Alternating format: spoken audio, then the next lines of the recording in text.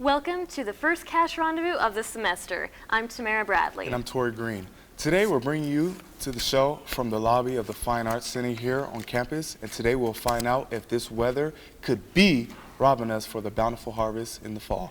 That's right. But first, with the threat of a massive earthquake along the Wasatch Front long overdue, officials statewide are preparing a drill that could help you learn more about it. Connor Camo is here with us to tell us more. Thanks, Tamara. When you think of disasters in Utah, you probably think about droughts, floods, and avalanches. But with the big one looming on the horizon, you may also want to add earthquakes to that list. The Great Utah Shakeout is a statewide drill that will simulate a real-life earthquake. The purpose of the event is to find out how the area is prepared to handle a major quake and what various individuals can do to get prepared. Officials say in the event of a massive quake, utilities such as gas and electricity can be out for at least a few days, that communication may be difficult, and roads may become impassable. This drill will help to see just how prepared Utah is in the event of a disaster. Generally speaking, these events happen at the worst times imaginable. So you could be prepared for the worst case scenario: no water, no electricity, and no gas service for 3 to 5 days. So far, 550,000 various individuals and organizations are registered for the event, which will take place on Thursday, April 16th. Oh, wow. Cool. Thanks for telling us about that. And if you'd like to know more, you can head on over to our website. We'll put up a link for you at aggietvnews.com. Now this warm weather might be having you ready for the summer, but we have Caroline Peterson here who is going to show us some locals who do it differently. That is right, Tori. I mean, do you ever feel like the summer months just fly by way too fast? Yeah, I think so, yeah. Yeah, well, I decided to take a look at an industrious species that I think would definitely agree with us. Bees are buzzing early this year, and this is making beekeeper Boyd Young as busy as a bee. Because the bees think it is much closer to spring, they started making offspring a lot earlier. And with not a lot of blossoms available for pollinating right now, the bees think that they're going to starve. When they start raising brood and young, they go through their winter feed supplies much faster. Because of this, sugar water is needed so that the bees do not starve. Tomorrow morning. PhD candidate for Biology and Ecology Center tells us why bees are so important to life. It is estimated that bees do pollinate approximately a third of what we eat. So that's 1 in 3 bites of food, right, that is associated with a well-balanced diet is bee pollinated. You may recognize this protective beekeeper suit that I am wearing, but have you ever thought that it's the bees that might need protecting? It's capping over the top of it. Honeybees are declining, and although there are many reasons for this, one comes from a nasty parasite known as the varroa mite. Imagine having this big thing sticking to your side, this big parasite, taking up resources of you, but also transmitting viruses. Too many varroa in the hive that's stressed tight enough that the bees will either leave or die. Other things that play a role in the declining of bees include uninhabitable environments, weather, and pesticides. It's important to think about what we're doing when we're gardening or when we're applying these chemicals. If we're using pesticides while the bees are foraging, the bees will never make it home. So really, it's be easy. Read labels, plant flowers, and apply chemicals when the bees aren't buzzing. If everybody will do that, the bees will survive quite nicely. Tori, it was so interesting for me to learn about these bees and how much they affect our lives daily. Without them, we wouldn't have cherries, blueberries, grapefruits, oranges, avocados. The list goes on and on. Very delicious. So those little guys do a lot for us. Well, thanks, Caroline. We're going to toss it back to Tamara. Thanks, Tori.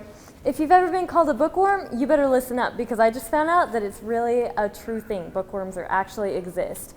And they may have done some damage right here on USU campus. Jamie Sun is here with me to tell us more. Thanks, Tamara. Except even though everyone calls them bookworms, it's not really a worm. they caught munching on these books. It's actually not much of anything anymore. Let's check it out.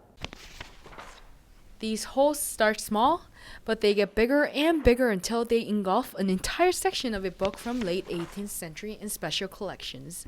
It's not a worm, so many people would be familiar with it maybe from the cartoons, Looney Tunes. They see a worm that actually looks like a worm, and it has 2 legs, actually arms, but a beetle larva is an insect, so it would have 6 legs, and it wouldn't have glasses either. This is what a real one looks like. Bookworm is a general term for any insect that bores through books. Special Collections Department head Daniel Davis said it's not really a concern these days. Newer books have different chemical properties. A lot of times the paper is chemically treated, and so apparently they don't like that. They tend to like older books. The books here are in a completely controlled environment. I can't even touch these books without assistance. They even control humidity and temperature here in Special Collections. But how can you protect your special collections at home? One of the best places I like to say is to keep things, in a closet up high. And you're away from vents, and you're off the ground. According to Davis, putting the books in boxes will give them a somewhat protection from changes in temperatures and things like sulfur in the air. Remember, these bugs love high humidity, so while that's less of an issue here in the Utah desert, it's still something to watch out for. So boxes, really? Definitely boxes. Okay. Thank you, Jamie. Let's toss it back to Tori. Thanks, guys. When we come back, our Connor Camo has your ATV weather forecast. Our current temperature in Logan is 60 degrees. Today, 1 out of every 4 American kids is Hispanic. That means many of the future doctors who will care for us, the engineers who will build our cities, the scientists and entrepreneurs of our country can be your kids. We all know how hard it is for you to send them to college. This is why we want you to know you are not alone. And every day more people support you to make it happen. Many support you. And the Hispanic Scholarship Fund helps you prepare, plan, and pay for your kids' college education. hsf.net.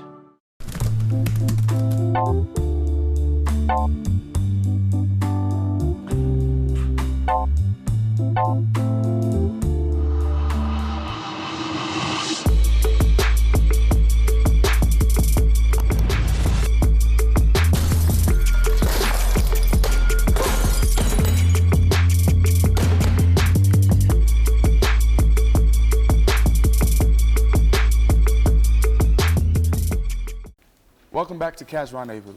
Now let's toss it back to Connor Camo at the ATV Weather Center for this week's forecast. Connor?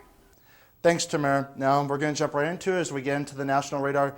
You can see that most of the activity that we have in the United States is confined to the southern and eastern portions of the United States, specifically areas right around Texas and Louisiana. Now, most of the showers that you see here are in the form of rain, but some of these storms that we're seeing are really severe, really bad thunderstorms. Thunderstorms like these can produce heavy rain as much as 3 or 4 inches in one day. Can produce winds in excess of 70 miles per hour, and we can have hail the size of golf balls, which can do some damage to your car, can even kill you. So that's something they need to keep an eye on there. As we look in the northeastern part of the United States, nothing going on here, although a word of note, Boston, Massachusetts broke its all-time snowfall record. They now have 109.7 inches for the winter. That is a lot of snow.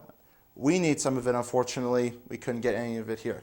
So as we take a look now at the western United States, as we can see nothing going on here, just a few showers down in Arizona and parts of New Mexico.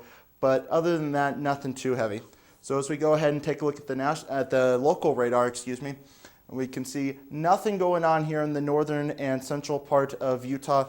However, we do have a few showers down here towards areas like Moab near the Utah-Colorado border, just producing some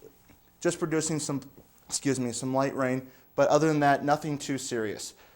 So again, pretty clear around the state of Utah, and it's been that way for some time. So go out and enjoy the weather. So as we take a look at the 7-day forecast, we can see here on the rest of the week, Wednesday, Thursday, Friday, looking at right about average temperatures, low to mid 60s. Plenty of sunshine though. That's the big key right there. Plenty of sunshine, so go out and enjoy it. Temperatures right where they should be. We take a look now at the weekend. Saturday and Sunday looks good as well, but look at that Saturday temperature. 70 degrees. Go out and enjoy that. That's pretty warm right there.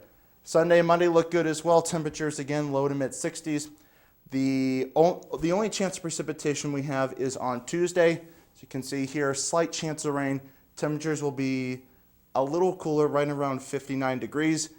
But other than that, the week looks good. So get out there, enjoy the weather, go have fun. That'll do it here for ATV weather. Now let's toss it to Chris Hyde in the Spectrum for ATV Sports. We'll show you how women's gymnastics did at their last home meet. And you'll be with Stu on his last trip down the tunnel.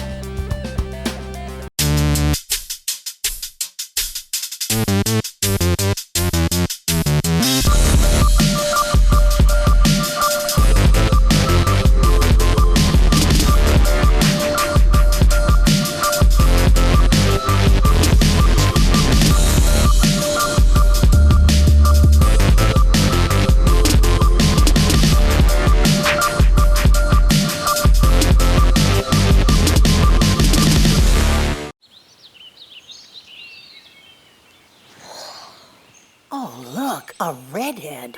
Staring contest.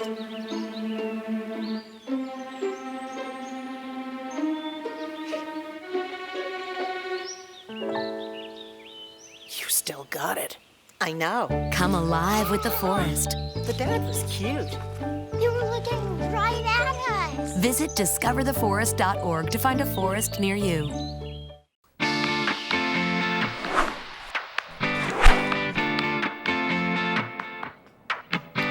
Looks like Connor and I are the only ones that were silly enough to stay in the studio today. So since we have all this freedom, let's have a little bit of fun, shall we? Stu Morrill made his last trip into the Spectrum for the last time and greeted by a max capacity crowd. But the Aggies needed to tame those emotions pretty quickly as they had a tough CSU team waiting to play them. So let's go ahead and jump to the second half where the Aggies have the lead with a minute 40 to go, but the quick shot and miss by JoJo McGlaston here would give the Rams the easy board, and they would come down and get the fast break bucket, tying the game at 65 all, when Darius Perkins knocks down the three, putting the Aggies up by 1 with a minute to go. Colorado State took charge from there, getting a 3-point lead, and then Perkins gets a last-second chance to tie the game, but turns it over, giving us the final score of 75-70 CSU. We take a bad shot when we're up at a critical point in the game. We undercut a guy when the game's tied. We turn it over 3 straight times in a row down the stretch. I mean, we were in position to win the game, and we just played unintelligent basketball. The Young Aggies team struggled to close out against Colorado State, and then they again struggled to finish off Wyoming in the Mountain West Conference tournament, where they suffered a close loss. And that's it for Stu Morrill, and the man will obviously be missed. So, looks like there's a job opening. Well, I'm about to graduate, and I wouldn't mind a $450,000 job right out of the chute. So let me show you some of the things that I could bring to this university.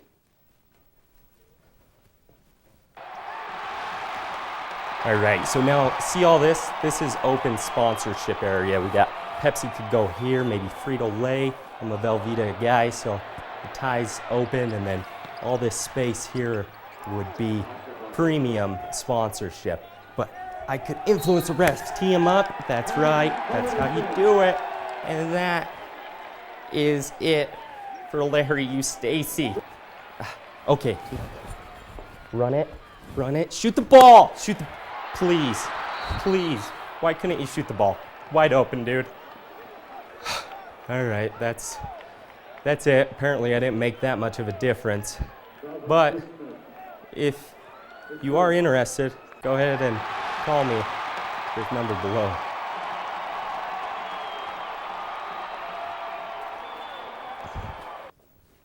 Well, I'm sure that Utah State can have we'll have plenty of coaches that come in with more experience than I do. So let's see what they'll be working with. Obviously, you have David Collette and Jalen Moore who will be returning, and both received all Mountain West accolades, and you see why. Moore leads the team in scoring and is 6th in the conference with his 15 points a game. The really impressive stat is his 6 rebounds a night, considering that he's out of his natural position of small forward and playing undersized at the power forward.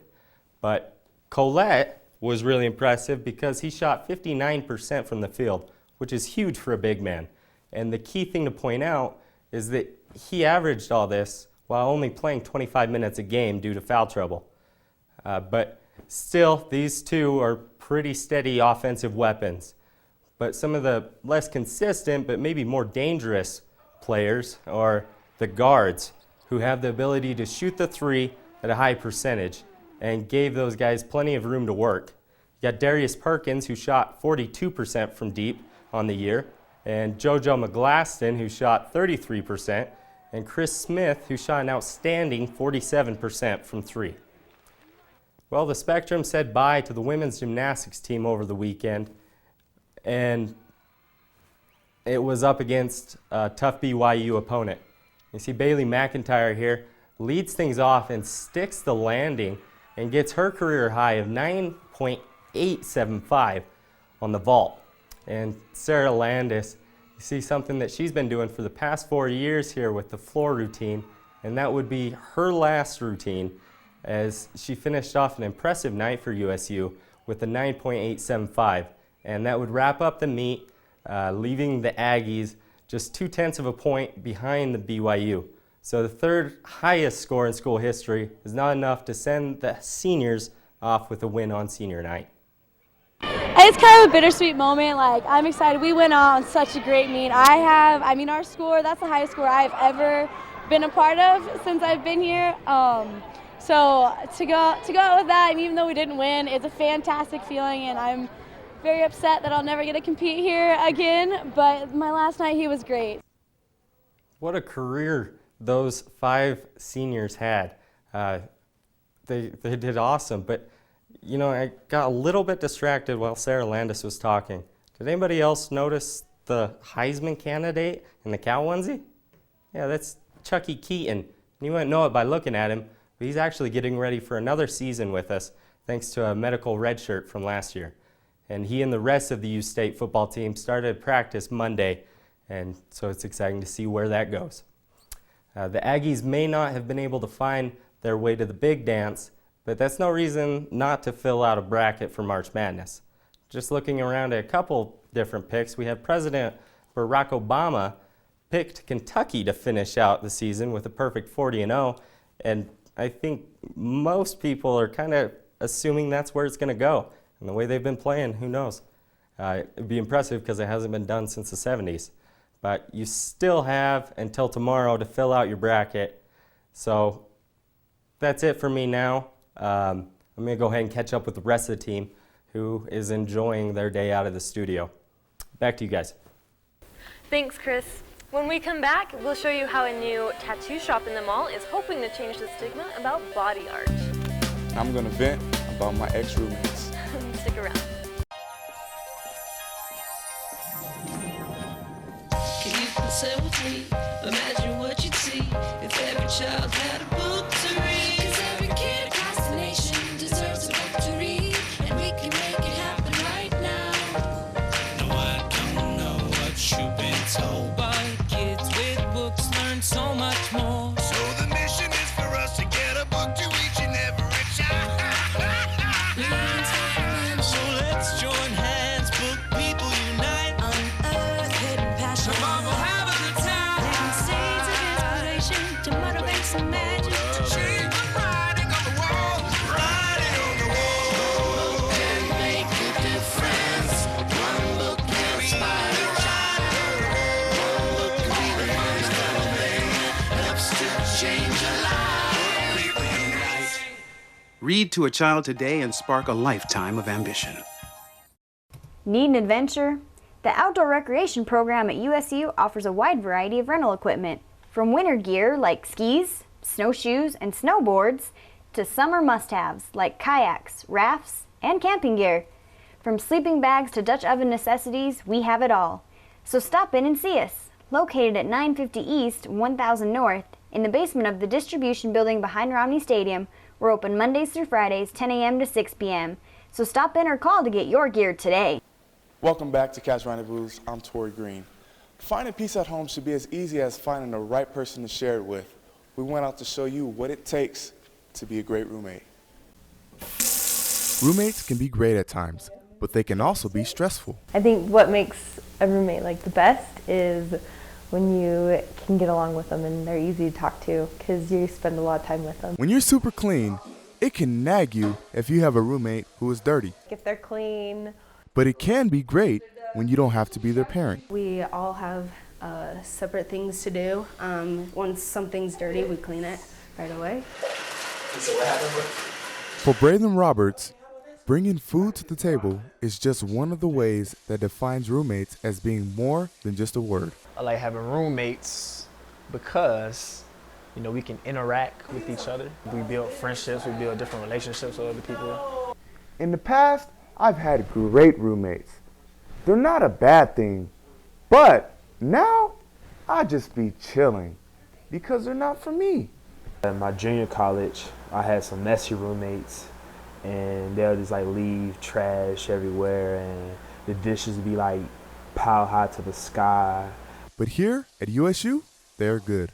Here it's more organized, and you know, we actually take like responsibility of like cleaning up, you know what I'm saying, behind each other, and you know, you have food in the refrigerator, it's not gonna go missing or nothing. Like I can really just trust my roommates. And to be honest, I'm just too clean, and I really do like my privacy. I like when I can go home and relax and just listen to music that I like and that I enjoy. Tamara? Thanks, Tori. Chances are you like some form of art, whether it's film or photography or painting. Well, Chris Campbell went to a new place in Logan where they do art a little differently. Chris, tell me about what you saw. Well, I saw the new tattoo shop that opened in the Cache Valley Mall, and you know, I've never really understood the appeal of tattoos, so I went over there and they were nice enough to show me why the pain is worth the gain. There's no art medium similar to putting it into skin. Cami Singh is one of 4 artists in this shop who draw tattoos for people to show off. Where I can actually like come up with my own ideas, put it on paper, and make the customer happy. That's probably like the most rewarding thing about my job. As you can see, this place is not your stereotypical dark tattoo parlor. The owner, Jason Bennett, said the idea that rough and tough bikers only get tattoos is starting to fade. You see more professionals having tattoos, everybody from doctors, lawyers, to professional basketball players. I think more people are getting used to seeing bodies with art on it, so that's really good. I think that's definitely a positive thing in the industry. Bennett said getting tattoos helps with emotional pain. You can't think of anything else but the tattoo when you're getting it. And I think that resolves a lot of pain and a lot of issues people have. Because I just think it's beautiful. Like, I really am a fan of artwork, and I'd love to sport around in someone's artwork. Say you're designing your house and you hire somebody to do design inside your home. We're kind of the same thing. People are hiring us to beautify their bodies. While I probably won't rush out and get a tattoo anytime soon, I'm finally starting to understand why people like them. Yeah, that's true. Well, wait, you said the shop was in the Cache Valley Mall, right? Yeah, it's in the back of the mall. It's pretty close to JCPenney, so just go around that area. Okay, sounds good. Thanks for the info, Chris. Thanks so much for joining on this edition of Cache Rendezvous. If you want to see or share any of our episodes, you can visit our website at aggietv.com. Thanks for watching.